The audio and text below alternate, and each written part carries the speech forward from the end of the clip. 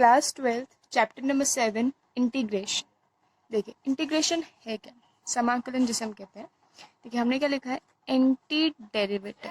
ठीक है, हिंदी में समझे तो अवकलन का व्युत्क्रम समाकलन कहलाता है। क्या मतलब, अगर कोई फंक्शन है एफ एक्स, इसको हम डिफ्रेंशिएट करा करते थे, हमने डिफ्रेंशिएट किया, इसका कुछ डिफ्रेंशिएशन आया, एफ डैश एक्स आया, इसका डेरिवेटिव आया। इस एफ डैश एक्स से एफ एक्स निकालने की जो प्रोसेस है, ठीक है, हमने डेरिवेटिव तो निकाल लिया। अब इस डेरिवेटिव वो किस फंक्शन का था, ये फंक्शन फाइंड करने की जो प्रोसेस है वो हमारी क्या कहलाती है, इंटीग्रेशन कहलाती है। जैसे एक आप एग्जांपल देखिए, आपने पढ़ा है d y d x of sine x क्या होता था, कॉस एक्स। ठीक है, साइन एक्स का डेरिवेटिव कौन है, कॉस एक्स। अब हमें अगर ये पता करना है कि कॉस एक्स किसका डेरिवेटिव था, तो हम क्या करते हैं, हम cos x का करते हैं इंटीग्रेशन। ठीक है, वो कितना आएगा आपका, sin x। ठीक है, यानी रिवर्स प्रोसेस है ये, यहाँ से हम यहाँ फाइंड जो करेंगे। देखिए एक और एग्जांपल आप समझिए, जैसे हम करते हैं डी वाई डी एक्स, आप निकालिए एक्स क्यूब। ठीक है, तो ये कितना आता था आपका, 3x²। तो हम ये कहेंगे कि एक्स क्यूब का डेरिवेटिव तो 3x² है, और 3x² का जो इंटीग्रल है वो कौन होगा, एक्स क्यूब होगा।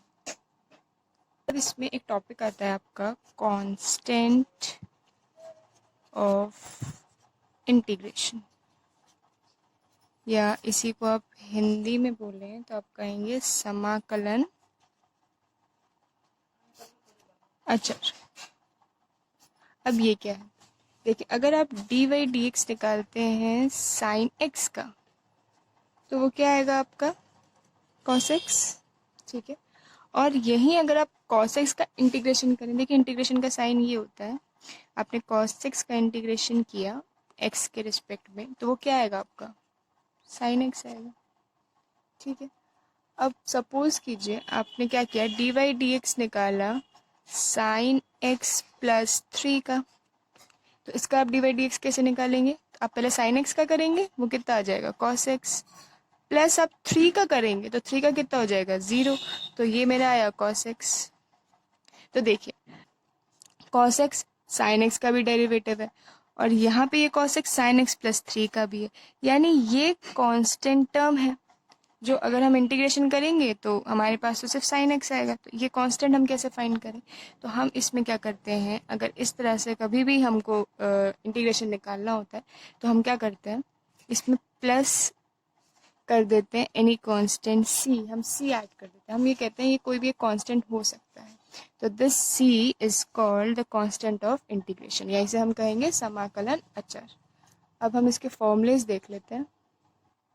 तो देखिए इसमें सबसे पहला फॉर्मूला क्या आता है हमारा, x to the power n dx। देखिए ये क्या होता है हमारा, x to the power n plus 1, यानी जो भी इसकी पावर उसमें हम 1 ऐड कर देंगे, अपॉन n प्लस 1, यानी जो भी ये पावर आई उसको हम अपॉन में रख देते हैं, और प्लस एनी कांस्टेंट c। अब देखिए ये फॉर्मूला कैसे आया, अगर आप x की power n plus 1 upon n plus 1 का आप डिफ्रेंशिएट कीजिए, तो d y d x of x to the power n plus 1 upon n plus 1 करते हैं, तो देखिए ये 1 अपॉन n प्लस 1 तो कांस्टेंट है, ये आपका ऐसे आ जाएगा 1 अपॉन n प्लस 1, और इस x to the power n plus 1 का आप कीजिए डिफ्रेंशिएशन, कैसे करेंगे, पावर पहले आ जाती थी n प्लस 1, फिर बचा आपका x की पावर n प्लस 1, तो उसमें से एक पावर हम सब्ट्रैक्ट कर देते थे, तो n प्लस 1 में से आप एक पावर सब्ट्रैक्ट करेंगे, -1 करेंगे, तो देखिए ये 1 से 1 तो हो जाएगा कैंसिल। ठीक है, और ये देखिए n प्लस 1 से ये n प्लस 1 कैंसिल, तो उसका डिफ्रेंशिएशन हमारे पास क्या बचा, x की पावर n, यानी इसका देखिए डेरिवेटिव क्या आया, x to the power n, तो x to the power n का जो इंटीग्रेशन बना वो क्या बना, x to the power n plus 1 upon n plus. अब देखिए अगला फॉर्मूला हम देखते हैं, तो आपने d y d x of log e x पढ़ा होगा, ये कितना आता था आपका 1/x, तो हम इस 1/x का जब इंटीग्रेशन करेंगे 1/x ऑफ डी एक्स, तो वो कितना आएगा, log x plus any constant. इसी तरीके से हम थर्ड फॉर्मूला देखते हैं, देखिए d y d x of e to the power x क्या होता था, e to the power x. तो इसका मतलब क्या है कि e to the power x का जब हम डी एक्स निकालेंगे तो वो कितना आएगा, e to the power x plus any constant C. देखिए उसके बाद हम पढ़ते हैं d y d x of a to the power x. Constant की पावर जब एक्स होती थी तो उसका फॉर्मूला क्या आता था, a to the power x log e base a. तो देखिए इसका जब हम निकालते हैं ना, इसमें हम क्या करेंगे, ए टू द पावर एक्स का हम इंटीग्रेशन करते हैं तो ये आपका फॉर्मूला बनेगा a to the power x upon log e base a. ठीक है, ये आपको याद रखना है। फिफ्थ फॉर्मूला देखिए, आपने पढ़ा है d y d x of sine x, ये कितना होता था, कॉस एक्स। तो इस कॉस एक्स का जब हम इंटीग्रेशन करेंगे तो आपका कितना आएगा, साइन एक्स। ठीक है, इसी तरीके से सिक्स फॉर्मूला हम देखते हैं। देखिए d y d x of cos x कितना होता था, माइनस साइन एक्स। अब देखिए यहाँ पे आपको ध्यान रखना है, जब हम साइन एक्स का इंटीग्रेशन करेंगे तो ये कितना आएगा, ये माइनस है तो ये माइनस कॉस एक्स आएगा। ठीक है, इसमें आपको ये ध्यान रखना है। देखिए यहाँ डिफरेंशिएशन साइन एक्स का प्लस कॉस एक्स होता था, लेकिन इंटीग्रेशन ऑफ साइन एक्स कितना होगा, minus cos x plus any constant C plus any constant C. देखिए सेवेंथ फॉर्मूला आपका d y d x of tan x, तो ये आपका कितना आता था, सेक स्क्वेयर एक्स। तो आपका सेक स्क्वेयर एक्स का आप इंटीग्रेशन करेंगे तो ये आ जाएगा, रिवर्स में आ जाएगा, तो कितना हो जाएगा, tan x plus any constant C. अब देखिए अब आता है हमारा एट्थ फॉर्मूला, हम पढ़ते थे d y d x of cot x. तो कॉट एक्स का आपका क्या आता था, minus cos x square x. तो देखिए अब इस कॉस एक्स स्क्वेयर एक्स का जब हम इंटीग्रेशन करेंगे तो वो कितना आएगा, minus cot x plus any constant C. ये माइनस है ना, उधर आ जाएगा आपके पास। इसी तरह से देखिए आपके पास एक फॉर्मूला होता था d y d x of sec x, ये आपका कितना आता था, sec x into tan x. ठीक है, तो जब हम sec x into tan x का इंटीग्रेशन फाइंड करेंगे तो वो क्या आ जाएगा हमारा, sec x plus any constant.